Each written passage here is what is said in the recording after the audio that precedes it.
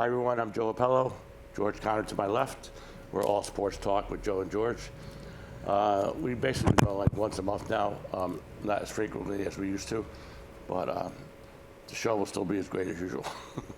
I promise. I hope. Yeah, our ratings are very, very important to us. Well, let's start off with off-season baseball. I guess someone near and dear to your heart, George, Noah Syndergaard has left our Mets. Yeah, I think we need to have a moment of silence for all Mets fans. Surprised. They offered him $18 million for the year. Yeah. The entire time he's been there. And remember, he was part of the R.A. Dickey trade, which is probably one of the better trades the Mets have made in a long time. He was all about being a Met, staying in New York. On social media, had a great interaction relationship with the Mr. Met kind of thing, and I was shocked. I was too. You know, it happens all the time now in sports, but I really felt like he was one of the guys that honestly wanted to just be a Met. That's what he wanted to do. And for $3 million more, he's going to the Angels. He seemed appreciative of the fact that their Mets stuck with him, and we give him a good $18 million qualifying offer. After not pitching an inning in 2 years. Yeah. He made a couple starts at no, actually he didn't. He started to throw and then pitched 2 innings last game of the year or something like that. I think he might have thrown in Brooklyn or something like that for the Cyclones. The last game of the year, he threw a couple innings. Actually, you're right. Yeah. And so that was what, a 2-inning audition. Yeah. To say, okay, we'll give you $18 million, and the Angels said, oh, we'll give you $21 million. And so now he's an Angel, which again, I'm surprised. I don't know if there's any underlying factors like, does he have family there, girlfriend there, business there? I mean, what? For the $2 or $3 million extra, it would seem like a pretty, it doesn't really make a lot of sense to me. Yeah. But maybe you wanted to change. And then go back to, does he think that the Angels have a better chance of making a run in the playoffs and things like that? Again, he always had apparently that loyalty to the Mets, but a lot of these guys at some point they realize, and Syndergaard probably more than others, he's pretty injury prone. Right. So he might say, look, I only have so many chances to win a championship, and if I think that's my best chance. One mistake the Mets might have made is after they gave him the qualifying offer of $18 million, they didn't talk to him after that at all. So now, is that because there's no manager, there's no GM? Is that because they didn't care? Is that because maybe they're saying, well, let's give him $18 million, but maybe he won't take it. I mean, you don't know the inner workings of that. But I thought that was interesting that they didn't reach out to him at all. Now, Michael Conforto is the other big free agent on the Mets. And they gave him a qualifying offer as well. About the same, right, wasn't it? Yeah. A little bit less, but yeah. What do you think of that? You want him to stay? You're not a huge Conforto fan. I don't know that I am either. But, what are you willing to do? What are you willing to spend? And you got to fill holes. Right? Yeah. So, is he the greatest player? No. Right. He's a decent player. Right. Good guy. And I think, good chemistry with everybody around there. But unfortunately, they've interviewed so many different people to try to get a general manager. Yeah. And it looks like now Billy Epler, who was in the Yankees organization for quite a while. Right. Everything that I'm hearing is that he's going to be the general manager. Right. It's still November. I would have loved to have that been taken care of before the qualifying offers and everything else to get a guy in there. I mean, Cohen's willing to spend a lot of money, but I think you need that baseball brain in there. Well, the last puzzle to that is they have to do a complete background check on him. Because they don't want to make the same mistake. They had this guy Jared Parker that they had to get rid of, and so they're really aware of, they're sensitive to those issues. Now Epler was with the Yankees in the front office from 2004 to 2015. Then he went to the Angels as GM. Now he had a couple issues there with the Angels. He had the one with Tyler Skaggs, the pitcher, then dying in a hotel room from a drug overdose of pills and whatnot. And that was under his watch. And he had a couple other issues there that were warranted. But is it his fault? Was it directly tied to him or not? I don't know. But it looks like he's going to be a next GM. Now, obviously, I think when they hire him, he'll be able to pick out his manager. What would that be? Yeah. Who would you like to see as the manager of the Mets? You know, anybody that you would prefer? I mean, you know, Wally Backman's name's been thrown around forever, but the way it usually goes is, you know, it's probably somebody that's been in an organization with Epler in the past. These general managers, you know, when you get to be a general manager, you tend to have the guys that you trust, and you bring in, you know, somebody known, as opposed to, like I say, Backman's name's always been thrown around as a former Met. Yeah. I can see that happening, but who do I want? As long as it's not Louis Rojas, I'll take it. Right. Well, he's with the Yankees now, so. Well, good. You can have it. So. You want to be the coach? Yeah. The thing is with the general manager, you obviously want someone you have chemistry with, or someone you can trust or work with. Now, one rumor has that Mike Schuster was one of those guys, the veteran, older guy that was with the Angels when Epler was there. Yep. I'm not big on him, but I mean, I do believe they need an older, more experienced veteran manager, a la Dusty Baker with the Astros. I think that kind of thing works well with some players. The Mets seem to be pretty. There's a lot of characters on that team. I think they need someone that's kind of like a presence. Well, Bobby Valentine did not get elected mayor of Stanford, so maybe you know, we'll bring him back. Yeah, he's got a lot of hats going on there. Now Robinson Cano will be back for 2 more years. They're still debating the DH in the National League, so. I'm afraid that it's going to happen. I think so. Yeah. I believe. Which I think you're right. I don't like it. Yeah. To me, the designated hitter in National League Baseball added another layer of strategy and chess match type stuff that I enjoy. Right. You know, when do you pinch hit? When do you you know? I never figure out the way. How come pitchers can't hit at all? I mean, Now DeGrom can hit. Right. But that's it. Perfect example. Now, DeGrom's an athlete, obviously, and he likes to hit. Now, you pitch every 5 days. The other 4 days, what are you doing? You're doing your leg work and lifting stuff, but you can get in the cage for a half hour. Yeah. 20 minutes, even bunt for crying out loud, and don't look like an idiot up at the plate where you never played ball. Most of the time, pitchers were probably your shortstop or best player in a high school team, maybe college team. Yeah, the best athlete on any team is a pitcher, shortstop, center field. Right. And the day he's not pitching, he's playing shortstop. So why can't you spend a little time just hitting? I agree. Now, they've never hit at that level. Right.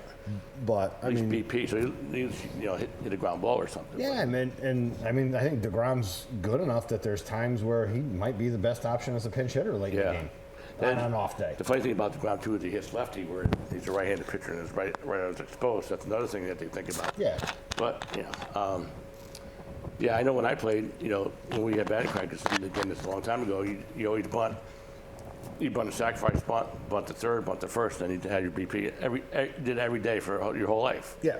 I mean, so it wasn't, not that you bunted a lot, but at least you got, and your fundamentals where you square up and you have the bat at the high in the strike zone and you move down instead of these guys. It's like terrible. It's like, God, you never did this before. And I mean, and what they do honestly is at the major league level, and the National League is, they're in camp for 60 days. Yeah. Probably the first 15 or 20 days they'll take bunting practice. Right. And then that's about it. That's similar to me in other ways where you watch these NBA guys, these coaches, they don't say a word to their players. Some of those guys. I think the lesser coaches don't do this. But the better coaches, guy comes out, you might say, not a total lecture, but a few minutes, you do this, or a guy's going to go in, you tell him what to do. You should have a little coaching involved. Right. Instead of just sitting there like, Steve Nash. They don't say a word. Yeah. Now maybe afterwards, before, it's different, but. So getting back to baseball for a second, I had an interesting conversation with a friend of mine. We got talking about the Mets and no general manager, no manager. And he made a good point. You as a Yankee fan, I wanted you to weigh in on this. Don Zimmer was Torre's bench coach for most of Torre's career. Right. And what this guy was saying, what he was throwing out there was most of Torre's success came because of Zimmer as a bench coach, that when Zimmer retired, Torre's best years were over.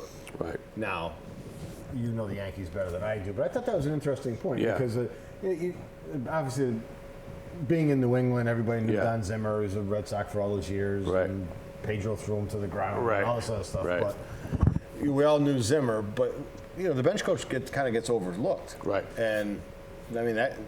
Yeah, it's a bench coach, a best friend, a sounding board, a vice giver, how much of a factor does he have? Yeah, and running with the this, and the point here would be that maybe Zimmer was the strategy guy. Yeah. This is who we put in. Yeah. We pitch this guy now. We pinch it for this guy now. Yeah. We hit and run here. Yeah. I don't know. I thought it was interesting. Yeah, I don't put too much credence in that, but I think it's always nice to have someone that next to you that can give you, do this, don't do that, and if they speak their mind, if they actually have a good opinion instead of going yeah like yes it'd be a little different, but that's a good point. And with the Mets, Javier Baez is a free agent too. What do you think about? Do you think they should retain him or keep him or what? I mean, he's exciting. I was not thrilled when they got him. Yeah. I mean, if you came in, if the pitcher gets 2 strikes on Baez, you could come in and get him out. Yeah. And just throw something away in the dirt, and he's going to swing at it. I saw him swing at a ball that was 15 feet in front of home plate one time. Yeah. They was playing cricket. Again, he'll put up, some good numbers and stuff like that. But Yeah. 162 games. Yeah. I would not be disappointed if I don't see him in Mets. He's going to require a lot of money too. He's probably going to at least $20 million, a year. So the thing is with him too is he's a fiery guy. You want that? Fiery is good if it's good fiery guy. Right. But if he's a nut causing job, problems. Yeah. Like the one time he was chirping at the bench, the other team, I forget what happened. And then Lindor was doing the same thing. There was something about he was going like this when he ran third. Oh, that was the Yankees. Was the Yankees? Yeah. Yeah. And it was just like you don't need that. Right. You really don't. You know. That was the 9/11 weekend. Oh, it was? Remember? So Saturday is the anniversary, the 20th anniversary of 9/11, and I thought that they did both teams did a great job when they stood on the baselines for the national anthem. They intermingled. Right. It wasn't Mets here, Yankees there, and it was just a real kumbaya moment. Pretty good, yeah. 24 hours later, they're clearing benches. Right, and they call each other out. Okay, baseball's back. Yeah. Now back to reality. Yeah, it's funny. But Buck Showalter's still out there. I always liked him as a manager. I know he's about 1 million years old, but you can't. I don't know if you can substitute that kind of experience and presence in the clubhouse. And I think a guy like Showalter, not maybe Socha as much, but Showalter can adjust to the personality and the analytics and this era. I think he'd be fine because he's on a Yankee broadcast with post game interviews and pregame and stuff, and he's very knowledgeable and very good, and he always supports Boone and everything. But I think he would be fine, and I think you get to a certain point in life, and I'm at that stage where you kind of appreciate some of the things that you don't do or haven't done or did before. And I think you have a different perspective of things. You're not quite as going crazy in certain situations, and you kind of sit back more. Sure, there's I've been here before. Yeah, presence of calmness. Yeah. And I think some of those guys have that. So I like to see that, but I think they're waiting to when Epier gets hired, then he probably finds his manager. I don't like them hiring guys that haven't managed before.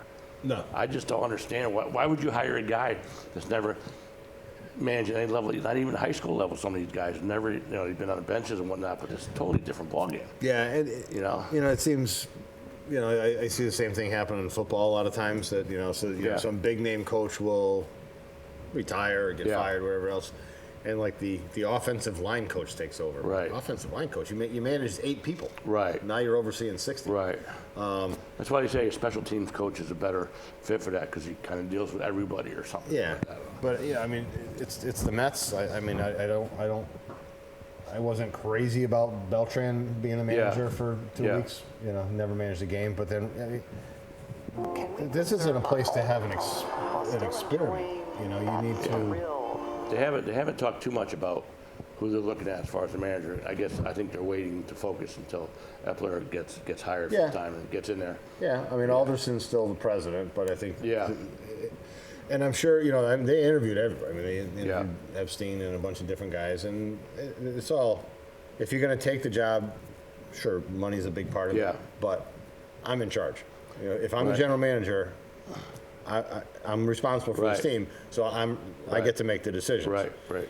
So now, as it stands now, if they were to start tomorrow, I would think that maybe Kenobi at third, Lindor at short, maybe Baez at second, and Alonso at first. First, yeah. In the outfield, you got Nimmo in center, left and right. I don't know, Don Smith in left, and God knows who in right. So I mean, the other thing that I always feel is that they should look at these younger guys in the minors, give them more of a shot. Give them a shot. I mean, these young guys come out nowadays, Wander Franco, some of these guys, they're ready to go. Yeah. And if you got the talent, give Yeah, it a shot. tough call. You say, okay, I don't want a manager who's never managed. Right. And I agree with that. Right. I don't want to have an experiment at manager. Right. The easy way out when you got a guy who's the owner who's willing to spend a lot of money is to go buy an established player as opposed to run the risk of. Right. Now, for instance, like the Mets, you sign Conforto for $20 million a year, or do you bring up this guy Batty or some of these other guys in the minors for $3 million a year, $2 million a year? For a rookie contract. I mean, it's almost worth it. I think that weighs on a lot of these managers. Somebody will give Conforto something. Oh yeah, But, and even if it happens, say closer to the starting day, every team's got to fill holes. Yeah, and sometimes for a guy like Conforto, it's a good change of scenery is good. Sure. Maybe he needs to get out of there and play, because I mean, he showed flashes of being a really, really good player, and then he shows flashes of being an average player. Yeah, he has a nice stroke. He's in good shape. He's a great guy.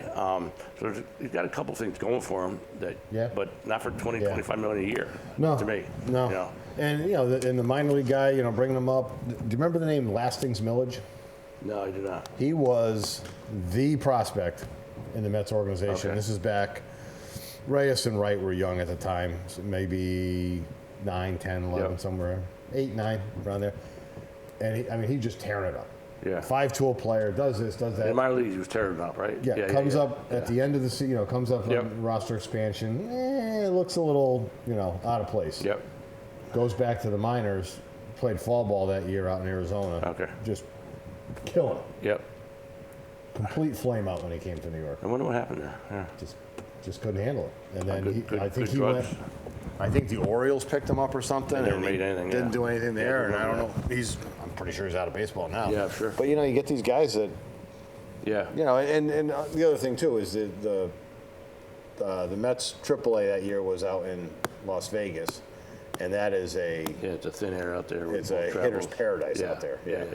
True. To the point where I think a lot of teams won't send their key pitchers out there because they're just going to get shelled. Right. I see. I mean, you never know. But. Yeah. Now, as far as the Yankees go, the Yankees are still looking for a shortstop. Correa, Trevor Simeon, and Corey Seager are the possibilities, I think. The advantage is Corey Seager hits lefty, and they need left-handed bats. But, I like Correa. That's the guy. I think he's clutch. I think his postseason heroics are great, and I think he's a good guy, great team guy. That's the guy I would like to sign. But it looks like they might get Trevor Simeon. That would be my guess, that he's the guy that they're going to get. He'll move him. Blue Jays will move in second, but he'll move back to short. I don't know. Then they got infield issues. I don't know what they're going to do if they have Torres at second and Urshela at third and a new shortstop. What do you do with DJ LeMahieu? And then you got first base. You sign Anthony Rizzo. They're talking about getting Matt Olson from the A's. That's a big talk. A big, tall left-handed hitter who would do great in Yankee Stadium. But I haven't heard any talks either way on all those guys. I love Rizzo. I wish Rizzo would stay. Yeah. But Rizzo's 32 though. I mean, he's signed for a 3 or 4 year deal, and then maybe be done with it. That's what I would do. Yeah. I think he's a great guy, great clubhouse guy. Pitching wise, they're still in good shape. I think they got Cole Montgomery, Italian, had a foot surgery. They got Kluber if he comes back, Severino, Herman, Michael King. They got a lot of candidates to start. The bullpen's solid. I think Zach Britton's out for the year though next year. So Tommy John. So, but now you got Aaron Hicks coming back, who got engaged to. You know who he got engaged to? I do not. You do not. Tiger Woods' niece. Cheyenne Woods? Cheyenne Woods. No kidding. Yeah. All right. Yeah. Hey, I got to read TMZ a little more. I'm not getting this info. Yeah. Imagine golfers in that family. Hicks is a scratch golfer. Okay. Yeah. So I mean, that's how they got together. Yeah, they got engaged. That was it. Speaking of, I mean, there's a little bit of golf to talk about, but Yeah. just a quick one is, said TMZ. Tiger was just still that well known Yeah. that TMZ got pictures of Tiger like walking into a restaurant, Right. and it was everywhere. And I didn't. Do you have a cane? Do you use a cane? No, walking very gingerly, but Okay. without any Yeah. assistance at all. Yeah. But I'm like, I mean, this is what it's come to. Like, Yeah. the poor guy's just walking into a I restaurant. don't think you'll ever play again, do you? Nah. Professionally? Anyway, yeah.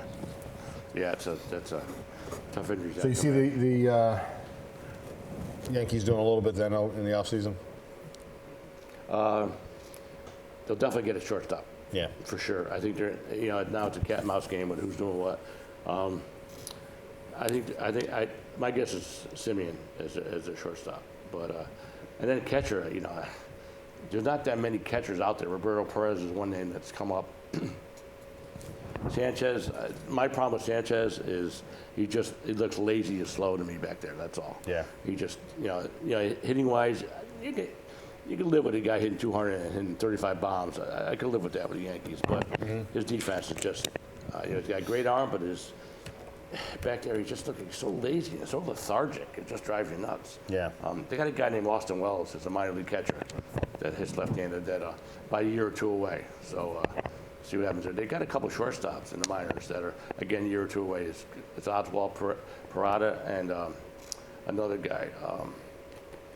I forget the guy's name. Another shortstop that's supposed to be pretty good. So they got a couple guys coming up. They got like 3 good shortstops in the minors, but they lost Andrew Velasquez. He got picked up by the Angels actually. They didn't protect him on the 40-man roster, and they lost the outfielder. What's the outfielder? Greg Allen.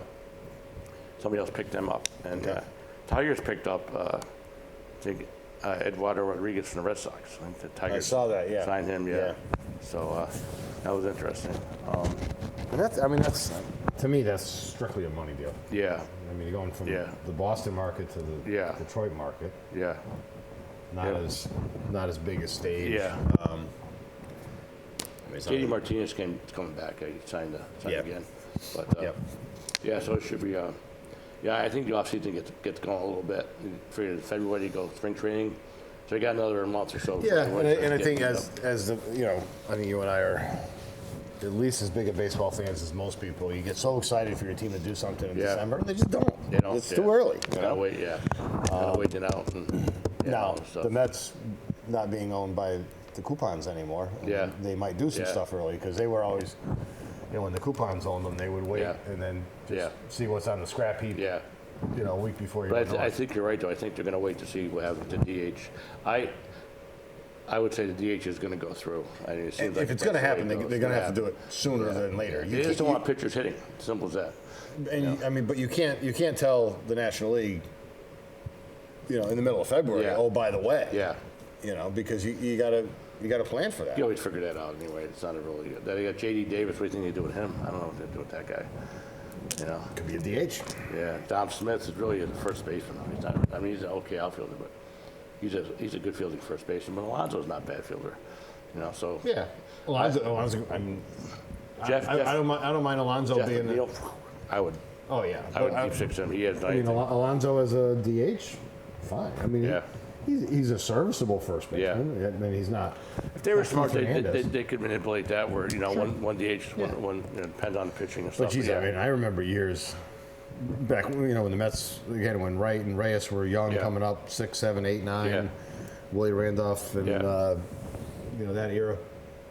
And they'd go play interleague games, and that guy's our DH. Yeah. Because you had nobody. You had these little punch Right. and Judy hitters. Yeah, your backup And catcher so or something, your yeah. DH is like in the Yeah. in the 7th spot, Yeah, he's batting ninth or something. Yeah, yeah. slapping it to the opposite Yeah. field because Yeah. that's how they were built. Right. If you were smart, if they have the DH with the Mets, you could have like Dominic Smith play one series at first and Alonso DH and then switch it. And so you keep them fresh. I think that would work out well for them. If Yeah. they did that right.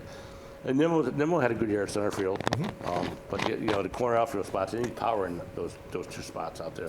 Yeah. And I think Cano could play third. I think Cano will do a good job at third. I really do. I think he'll be all right. Yeah. And Baez or they could put Baez at third and put Cano at second. But I'd rather have Cano at third. I think. I think so. The situation. Yeah. Better. Yeah, I like if Baez is going to be there, I like Baez Yeah. Lindor up the middle. You remember at one point the Met rotation was DeGrom, Syndergaard, Matt Harvey,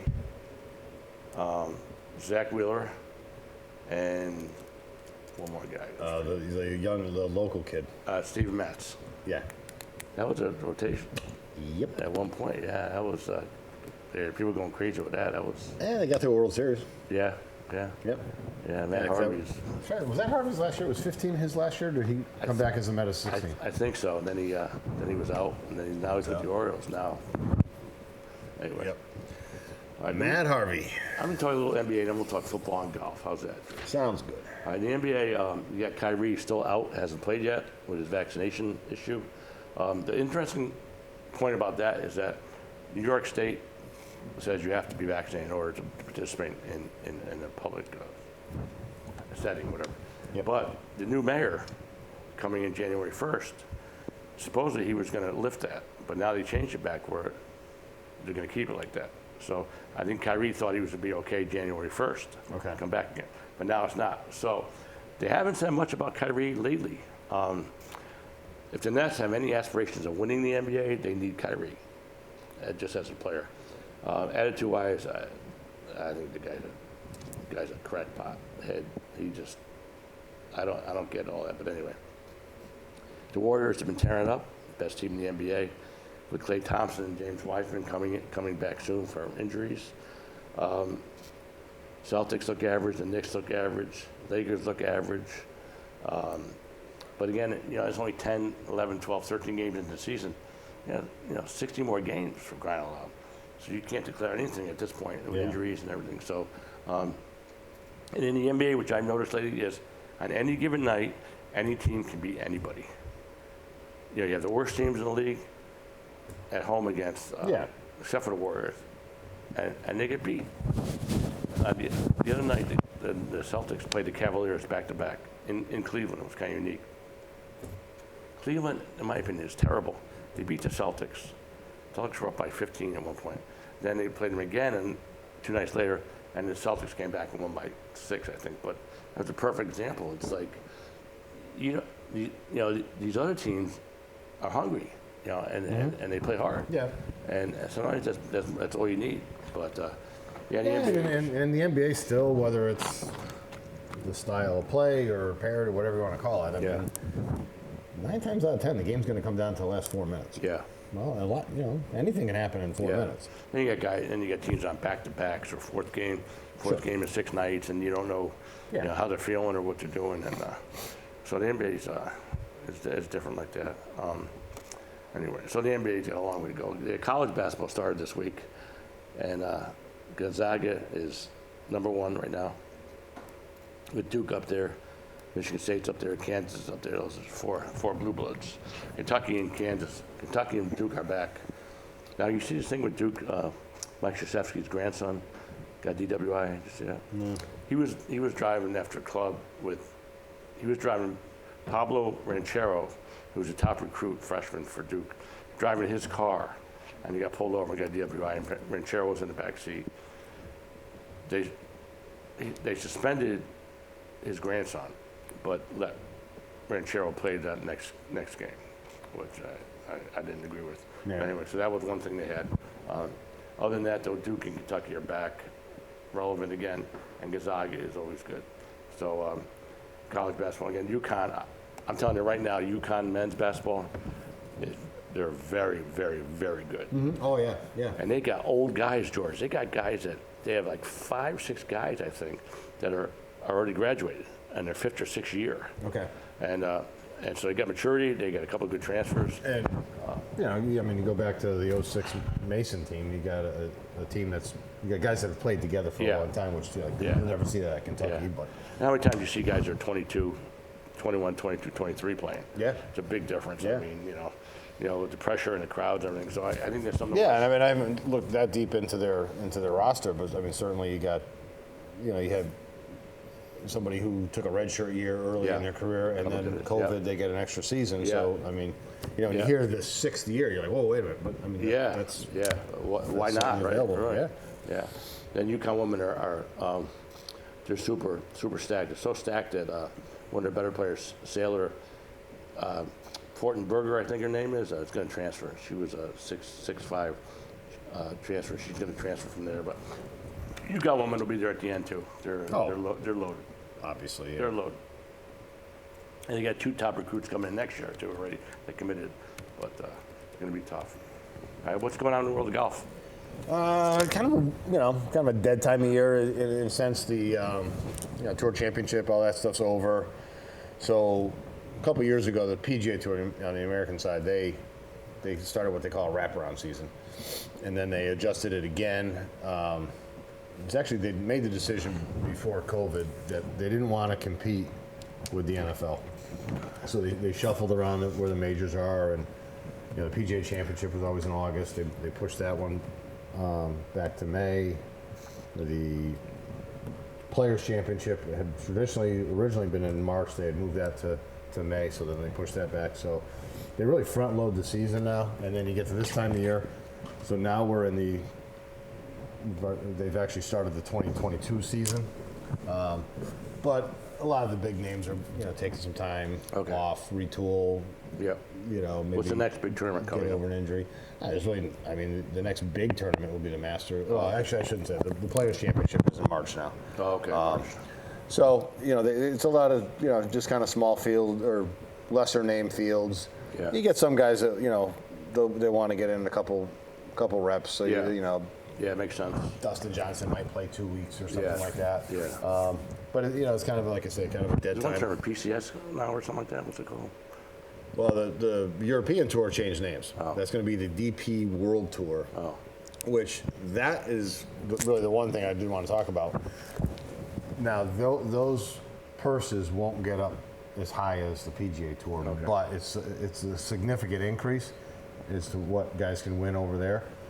So, over the last, it started 20 years ago, but we've seen a lot more of it in the last 8 to 10 years of these big name European players playing a lot in the U.S. because the money's there. There's a lot more money. So I'd be interested to see now how many of those guys decide, I can stay in Europe and maybe have weaker fields, win more money than I would have won on the European Tour now that the DP World is they've bunched up the purses.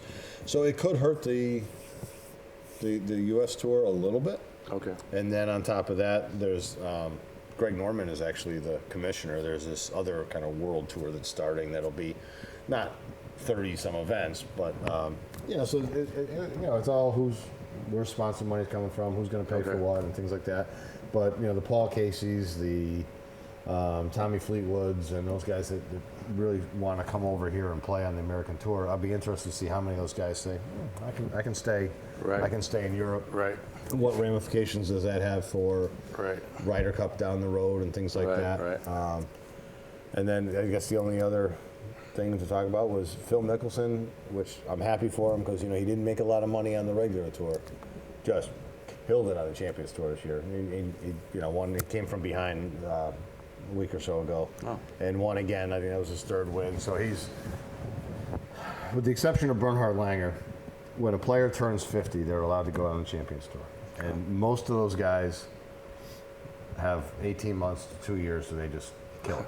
And then the next wave comes up. Okay. Now the guy is 53, 54. The 50-year-old guy is, that much in better shape and hits it farther.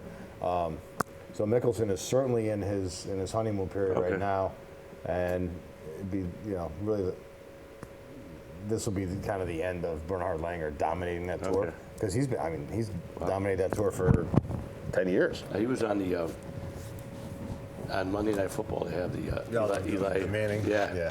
That show. You watch that at all? No. It is fantastic. I'm telling you, because you got Eli and Peyton in there, and they're like you and I watching the game at home, and they make comments, and they're spot on and stuff. They say, "Well, geez, I can't believe they ran it there," or "You need to call a timeout here," and they'll have guests throughout the show, and they're really funny and they're informative, and it's a great show. It's better to listen to the other guys the same old thing, blah blah blah blah on Monday night, this and that, but it's really good. Did I every week, but trying a lot. They're very good. I heard something about they call it the Manning curse. That whoever their guest is for that Yeah, Mickelson was on this last week. And because they asked Mickelson about it, and he said, well, that's why I'm not playing in next week's tournament. But you hear about the Sports Illustrated curse, the EA Sports curse, or whatever else. Yeah. That I guess whoever their guest is, either has Yeah, they're really funny guys. a bad basketball game or something. You think Eli makes the Hall of Fame? What do you think? Two Super Bowls? Yeah, I think he makes it. Yeah. Yeah. He got that consecutive game streak, too. He had 175 games in a row he played or something. Yeah. Yeah, I think he does, yeah. Yep. He makes it. But plus, he's a Manning, so they love those Mannings. But, How would you feel if you're the third Manning brother? well, they got that nephew coming up. You know him? Yeah. Yeah. But, you know what I mean? Like, had- and then there's Bob or whatever. his Well, they name had is. Cooper. Cooper was the oldest one, Right. and he had a neck injury in college. Oh, okay. He went to Ole Miss, Gotcha. where Archie went, and then his freshman year, he had an injury and he had to stop playing. Okay. Because otherwise, if he was still playing at Ole Miss, I think Peyton would have went there to play with him. Okay. They're 2 years apart. Instead, Peyton went to Tennessee, and then Eli ended up going to Ole Miss. But Archie Manning in his day was some kind of player, boy. Oh, my Oh, God. yeah. And yeah, For a terrible team. magic. Yeah. Then he went to the Saints and just like only that they had a winning season in 9 years with him, and then he got beat up like crazy. But yeah. I don't know if you've ever seen the Manning special on ESPN. That was fantastic with the Manning family. Yeah, oh, Them yeah, growing yeah, up, fantastic. Such a good soft. I guess Arch Manning's been going to a couple of the college games. He was at Alabama's game and Georgia's game. Mm-hmm. I guess he's a junior now, I think. Yeah, he's a junior. Okay. So he's got one more year and then he's got to commit. But who knows where he goes? But he's supposed to be legit, 6'3", 180 pounds, cerebral and everything else. So anyway, so football, the Jets are a mess, aren't they, or no? Yeah. To the Jets. Defense is unbelievable. They've allowed 45 points or more in 4 games, I think, this year. Yeah. And Rex Ryan popped off about Robert Saleh. Did you hear all about all that? Mm-hmm. Yeah. And Rex Ryan, you know what? Shut it. He got it done. Yeah.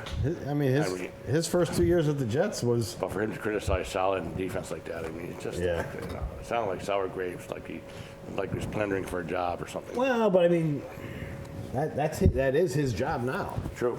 It is true. And most guys won't say anything Is controversial. to analyze it and things Yeah, like it's that. true. And I think, on the golf side, for the people that watch Golf Channel a lot, Yeah.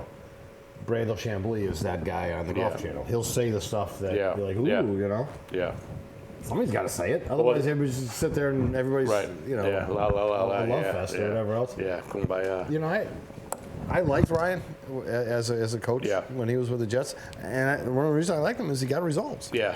Yeah, He got a lot of spirit. he brought with Mark Sanchez. He got to the AFC Championship game imagine. twice. Now, the other thing with the Jets, what's happening now with them is after Zach Wilson got hurt, they put in Mike White, and he had a fantastic game. He had 400 yards passing in one game. Yeah. And then last week he got shellacked last week. He had 4 picks. And then they go and they sign Joe Flacco. And Wilson, I guess, is healthy to play. And White is still obviously healthy to play. But they're going to start Flacco this week against Miami. And the reasoning that Robert Saleh said was that we bought Flacco in for his experience in handling different blitzes and pass rush packages or something like that. Okay. Like about 2 weeks ago, Mike White was like the second coming of of Brett Favre or something. And so now they got Wilson's healthy, but he's not going to play. They got White's healthy, but he's not going to play. Now they bring in Flacco off the scrap heap to play. It just doesn't make any sense. Whether they don't want to expose Mike White as a potential good player, I don't know what the reasoning is. Yeah. I have no problem with Zach Wilson sitting though and letting somebody else get beat up because that's what's going to happen. Yep. With their line and whatnot. But that's a tough when they go back and forth. with their quarterbacks, and it makes them look. Only that team could have a quarterback controversy with 3 bad quarterbacks. Yeah, basically. that's the thing. It doesn't make much sense, but Yeah, if you're talking about the Jets and you're looking for it to make sense, you're going to be disappointed. Yeah. It's just not going to happen. yeah. Cowboys still look pretty good. Oh, how about Cam Newton signed by the Panthers? Oh my God! But then he comes back and he throws a 1-yard pass and he has a 1-yard run, and he's yelling, "I'm back!" The guy is a total. I don't like him. I think he's It takes Darnold's job. yeah. Yeah, Darnold's look terrible. He looked good the first couple of games I heard. Yeah, Yeah, Then- yeah, well, just then look at the stats. His left shoulder, but still. Yeah. I was honestly hoping he would go to Carolina and be the quarterback Yeah. that I think he can be. Yeah. And just kind of, Yeah. give the Jets a shove it because, they drafted at the time, one of the best Yeah. quarterbacks coming out. They Yeah. gave him no support. Yeah. And then 2 years later, they drafted one of the best quarterbacks coming out, and Yeah. they're not doing anything with him. I mean, Yeah. all you did, it was just deja vu. Yeah, it's so hard to pinpoint that or predict, if a guy's going to be special that you think he's going to be, Yeah. or you want him to be, and then, But I tell you what, I don't care how talented the guy is. If he's coming out of college and you draft him, you don't Yep. give him, don't give him, effective protection, Yeah. and you don't have a running game. I'll Yeah. tell you what's going to happen. It's not Yeah. going to work. yeah, which You happens just, a lot. You just can't put it on. Yeah, yeah. And you got guys from, a lot of guys from quarterbacks from USC have never panned out in the NFL for some reason. Yeah. Matt Leinart and, Darnell. Ooh, I haven't heard that name in a while. Yeah, some of those guys just never, for whatever reason, Yeah. who knows. But how about then the Packers played without, Rodgers didn't get vaccinated. They played with Jordan Love against KC, and he looked, second half he looked a lot better, but the first half he looked like he was never played the game before. Yeah. It was unbelievable. It was unbelievable to watch. And then for some, he turned it around the second half, and they ended up losing 14-7, I think it was, or Did they- 13-7. So they did score? They did score, yeah. They covered the spread. Yeah, spread was a 7, and they won 13-7. Yeah, they covered. Anyway, but then they went back to Rodgers. Came back the following week against Seattle. So Rodgers sat because did he test positive for COVID? Yeah, Okay. yeah, and he was. He didn't get the vaccine, but he said he was. What do you say? Immunized, but not yet. Yeah, some kind of thing. And anyways, then and Russell Wilson came back against. It was Seattle against Green Bay last week, and Wilson came back after five weeks with a finger injury. Okay. And he was way off too. You could just see. Yeah. I thought Rodgers would be a little bit off since he had a practice in a week or so, 2 weeks, but he's just a special guy. He's fantastic. He is, I think he's yeah. the best quarterback in the NFL. And- But The right amount of controversy. I mean, Yeah. he was at odds with the team yeah, last couple of years, and now He's 38 years old. He doesn't care. Yeah. He's going to do what he wants to do, and you don't like it, the heck with you. I mean, yeah, he's something else. The Packers are tough though. They playing great defense, but Aaron Jones is hurt. He's out for a couple games. Yeah. So Kansas City played bad for 4 games. They played good against the last game against the Raiders, but the Raiders are nothing. They won. They scored 41 against the Raiders. Yeah. And Mahomes looked like Mahomes. Prior to that, he looked he's way been off. off from what I way off. So I don't know what's going to happen with them. They play. Kansas City plays the Cowboys this Sunday. I think the Cowboys take care of them, take them to the woodshed out back. I think they just Kansas City's defense. The first woodshed call of the season. Yeah, I like it. I really believe that. Cowboys are legit. Kansas City, the Raiders are just a mess too. Yeah. But anyway, now you got the Giants. Giants are doing all right, all things considered. After a horrible start, yeah. Barkley's still. I'm not a big Barkley's fan, but I don't think he's that essential to their offense. He just he'll get 2 yards, then he'll get 50 yards. He kind of like a running back to your offense is not really as important as so many other factors, I believe. But running back's almost like a dime a dozen. Somebody gets ready to bring somebody else in. Yeah, I remember, but I mean, if you go back a generation, there were star running backs. Yeah. Yeah. And that was it. Totally different. You Yeah. know, there was. Yeah. The Oilers had Earl Campbell, and if they're running the ball, Earl Campbell had it. Yeah, And, Eric and Dickerson. Yeah. Dickerson and O.J. Simpson, Yeah. John Riggins, Yeah. and then, and the first that I can remember was the kind of the Kurt Warner era Yeah. Rams, where all of a sudden, Yeah. Fastest it show on looked turf. like Steve Spurrier. Where Yeah. you had five running backs Yeah. that were all very good. Yeah. And so that feature back Yeah. just kind of went away.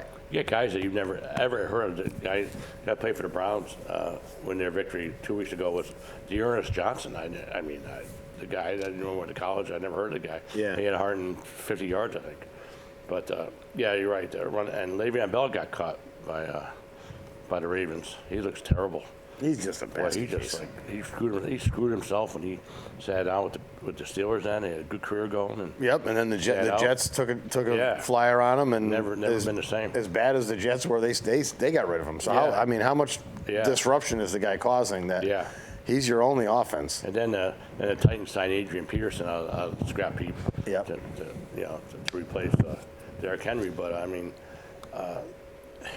you just almost, especially as a running back, you can't sit for a year, 2 years, and get it right back. You just No. that position just requires constant reps and practice and stuff. Yep. Whereas opposed somewhere else, you might be a little bit easier to do.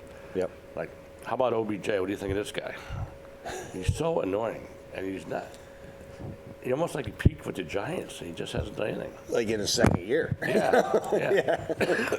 The magnificent one-handed catches Yep. and all that kind of stuff, and then now he's just turned into a troublemaker. And Yep. That when LSU won the championship a couple years ago, he's there passing $100 bills. I mean, what a Yeah. jackass. Yeah. Just like, yep. it's not about you.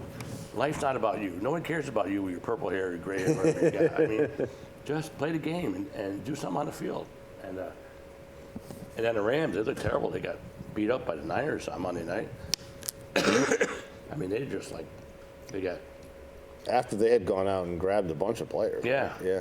they grabbed Von Miller, and then they got OBJ and all that stuff. But it's all about the coaching and teamwork and preparation as opposed to these Yeah. stars coming in. I have a friend of mine's a big 49ers fan, and he's a Yankees fan and a 49ers fan. For what I don't know how that happened, but he was saying as a Niners fan, looking at the Rams doing that, he's like, now I know what everybody who's not a Yankee fan feels like. Yeah. Man, you just go out and you're just grabbing everybody. Yeah. But as happens sometimes with the Yankees, you get all the. And I think probably more so in football when you get too many of those personalities on one team, Yeah. it doesn't work. Which is why typically a Super Bowl team is broken up Yep. before the next Then season. you bring in a guy like Von Miller. I mean, he's got to take someone's place. Yeah. That guy's going to be like, well, what the heck? And then everyone else is like, okay, you plug this guy right in without even any kind of thing. Yep. Now OBJ got lucky because one of the guys on the Rams, Robert Wood, I think, hurt his knee or something, so he's out for the year. Yeah. So he be able to step in there. But yeah, I tell you, New England Patriots look great though too. Mac Jones, it's fantastic. Yeah, that's another one that he started off. They're just so well coached. I mean, yeah. You hate Belichick or love Belichick, it doesn't, but the guy is a tremendous. The guy's a genius. The best coach. The best coach there is. To go back to when Brady was there, and it was depending on who you were, it was Brady's a system quarterback, and then Yeah. Brady's carrying the team. So Still got to play defense. who is it? Yeah, still got to play defense. Is it Belichick that's win all these championships, Yeah. or is it Brady? Yeah. Well, you know what? 2 years after it's all broken up, Yeah. both of them. Yeah. Yeah. Belichick's probably the greatest mind Yeah. ever in football, and it pains me to say that, and it pains me to say that Tom Brady's head and shoulders the best quarterback ever to play the game. Yeah. Yeah. And his attention to detail and the preparation and what he does to eliminate the other team's assets or their best player. And he just makes you do other things. Yeah. And if you're not ready, you get embarrassed. And Mac Jones has been tremendous for them. Doesn't really make mistakes. He's almost like a bigger version of Brady, looks like. Yeah. A younger version. Yeah, so they've won 4 straight now. Yeah. They're they look 6 great. and 4. 45 points a game. They're half.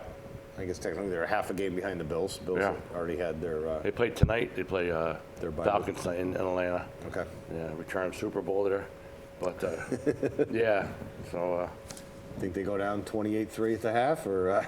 No, I think it'll be closer, but I think New England wins by about 10 or 14. Okay. Yeah, but because Atlanta's not very. And how many points do you think they'll score? Yeah. Total. Yeah. Free picks here. Yeah. So you don't want my picks though. You don't want my picks. Go opposite whatever I say. Full disclosure. Yeah. You just go opposite, and you're gonna win some money. Yeah, a lot of people select the Titans are 8-2 now.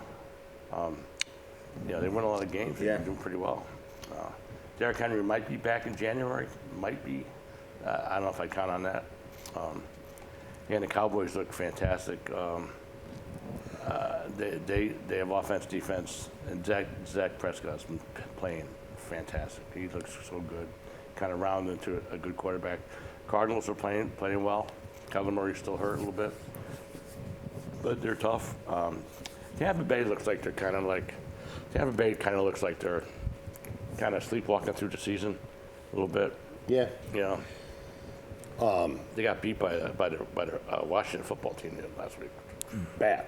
It was bad. It was. Yeah. It wasn't even close. I think it was one of those games. Maybe, a lot of mistakes. A lot of pre-snap penalties. Yeah. Yeah. It was. They looked terrible. And then, they don't have Antonio Brown and Gronkowski, but still, I mean. Yeah. A lot of teams don't have good players. And so you can say, okay, well, there's a Belichick thing. Yeah. There were times that Gronk was out or Yeah. somebody was out, and Belichick and Kraft willing to do it would grab somebody and plug somebody in. Mm-hmm. Belichick was, he was the guy who could take like an OBJ for a year. The guy would be a troublemaker or whatever else. He did it with a number of players. Get him in, keep him. That's structure and discipline. A lot of guys need that. And just for a year. I don't think if they needed to fill a spot or whatever else, that would be the one place that I think he could go. So you're a Patriot player and you leave them and you go somewhere else and you can do whatever you want and you have moderate, medium success. Or would you rather go back to the Patriots, have great team success, and be disciplined and coached up? And I mean, a lot of guys come back. Yeah. With the Patriots because they miss that type of thing. And if you're there for 5 years, you're probably going to play in at least 2 Super Bowls. Yeah. I mean, they knew they were going to take a hit, obviously, when Brady left, and they took their lumps and they rebuilt it right back up. Yeah. Spent some money, and you got to be impressed with that. One guy was saying too on ESPN that the NFL season in like 3 parts. Games 1 through 5, you're kind of feeling out. In the middle, 5 through 10, where you guys get injuries and got to catch up. Then you got the stretch run. Yeah. Games 10, 11, 12, 13, where you're really kind of like peeking toward the playoffs. So I think that's holding your position, making up ground, whatever it happens to be. Right. Yeah, and you can see that coming. You can see how that plays out in the NFL. The poor Lions tied Steelers. You see that? What's that? Poor Lions haven't won a game yet, but they tied the Steelers. I saw somebody say that it's not a tie; both teams lose. Yeah. That to me is a dumb rule. They should just play till someone wins. Yeah. I mean, you're not going to play another half hour, but I mean, sooner or later someone's going to kick a field goal or something. It's just Who was the quarterback for the Eagles that didn't know? Oh, it was Donovan McNabb, I think. That's what it was. Yeah. There was a guy, Najee Harris, and Steelers didn't know that either. Same thing. Goes, I didn't know you could have a tie. Yeah, he was another one. He didn't know. Interesting. We're just about out of time here. Just a kind of a side note. In high school and college soccer, they will play to a tie. You look at on the Premier League or whatever else. You go to penalty kicks or whatever else. And I was talking to a coach, an NCAA Division I soccer coach, and I said, because I know in high school they did it, and I was a little surprised. And I said, they don't go to kicks. It's a mental health thing. So they'll say, okay, you're a college team or whatever else, we're going to play, I don't know, whatever it is, 2 10-minute periods, and if we're still tied, we're not going to go to penalty kicks. Right. Mental health being that if you're the player who misses that kick, I mean, it's a scary thing. Which I'm like, okay, well, all of a sudden that makes a little bit. It doesn't happen that often, and there's plus and minus on each side as far as playing ties or ties. And, you can go on and on about it, but but on the soccer thing with penalty kicks, that's a little bit different. Well, some people say 10 minutes in a pro game should be until somebody wins, or it should be a period, which is 15 minutes or 12 minutes, you know what I mean? Instead of 10 minutes, but, Yeah. because you've had a couple ties. Yeah. But All right. Well, that's the end of another show. that's about it. Good job, George, and Nice to see you, Joe, and we'll maybe we'll be talk, back yeah. in a couple weeks or I'm not sure it's a going to be in a couple weeks or a month or what, but. couple months. I don't know. Yeah. I might go on strike until Syndergaard comes back to the Mets. There you go. Yeah. All right. Or- Thank you. All right.